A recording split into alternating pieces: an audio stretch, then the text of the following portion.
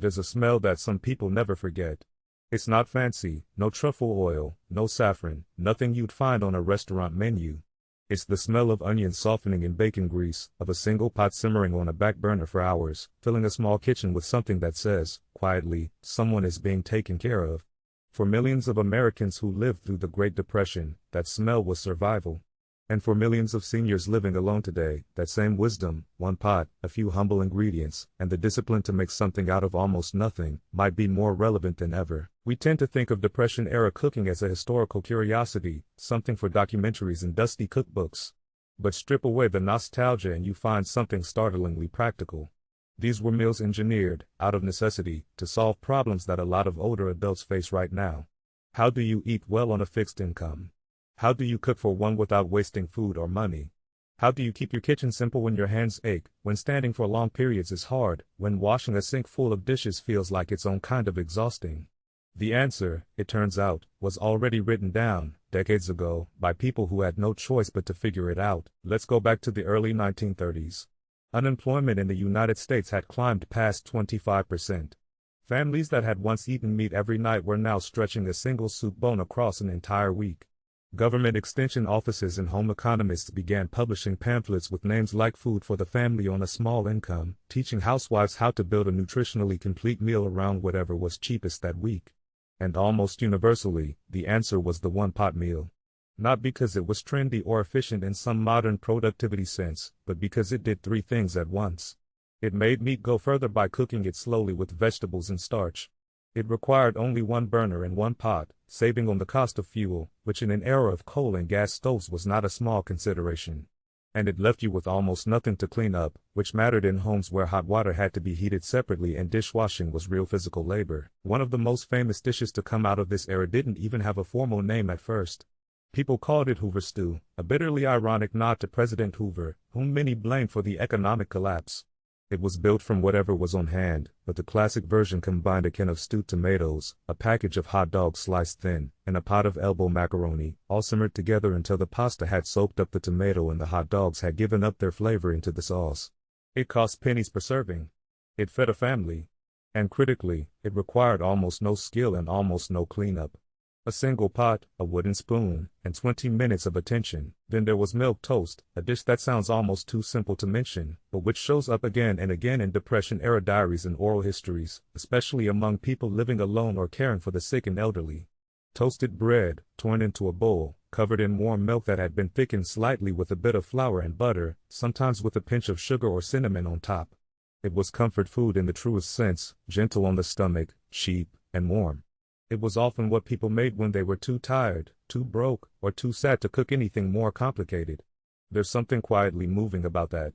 A dish invented not for flavor, but for the days when getting any food into your body at all felt like an accomplishment. Farm families leaned heavily on what became known as poverty soup, sometimes called penny soup or clearing the pantry soup. There was no single recipe. It was built from the instinct that nothing should go to waste. Wilting greens, the heel of a cabbage, a few potatoes with eyes sprouting, a ham bone with scraps of meat still clinging to it, all of it went into a single pot with water and whatever dried beans or barley happened to be in the cupboard. It simmered for hours on low heat, requiring no attention beyond an occasional stir, and it grew more flavorful the longer it sat.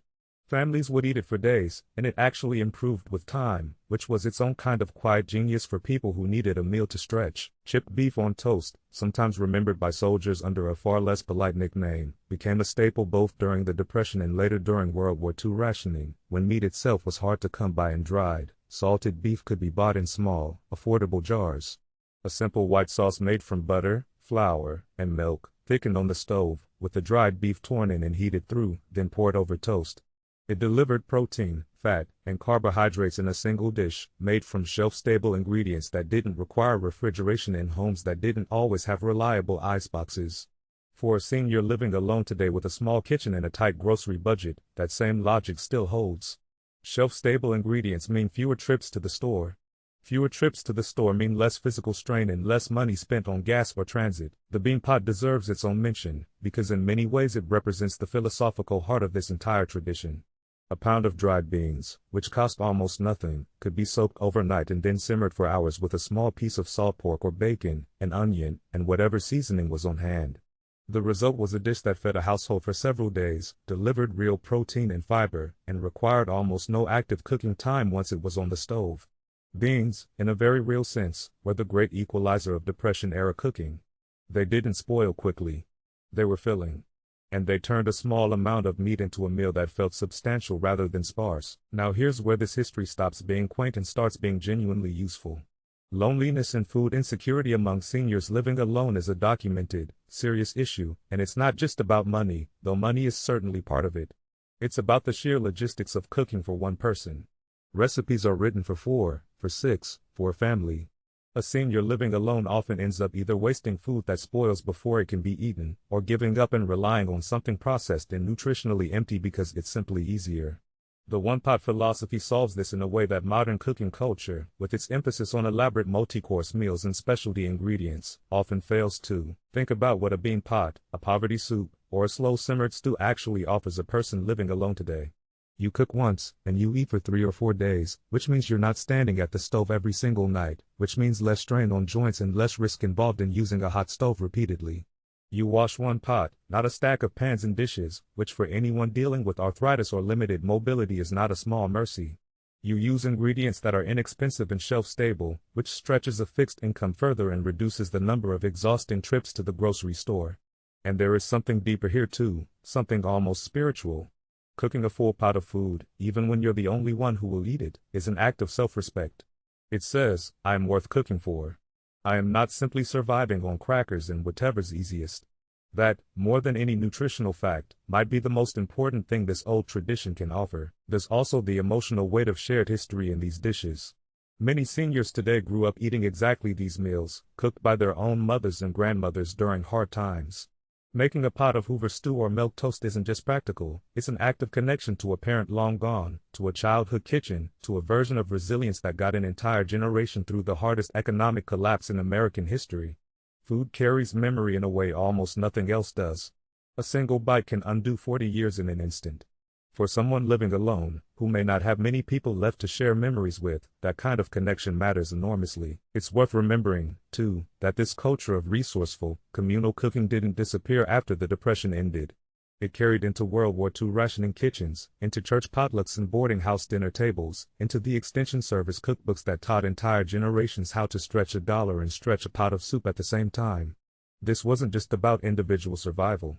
It was about community. Neighbors shared pots of soup with families who had less. Boarding houses fed a dozen strangers from a single simmering vat of stew. There's a lesson buried in there for isolated seniors today as well, that these one-pot traditions were never meant to be eaten entirely alone in silence. Sharing a portion with a neighbor, inviting someone over for a bowl of bean soup, costs almost nothing and might do as much for a person's well-being as the meal itself. So the next time you find yourself standing in front of an open refrigerator, uncertain what to make, uncertain if it's even worth the effort to cook for just yourself, remember the women and men who faced far less and made far more of it. Remember Hoover Stew, and milk toast, and poverty soup, and the humble bean pot. These were not sad, deprived meals. They were tools, built with intelligence and love, for getting through hard times with your dignity intact. And that's a recipe worth passing down, no matter what year it is.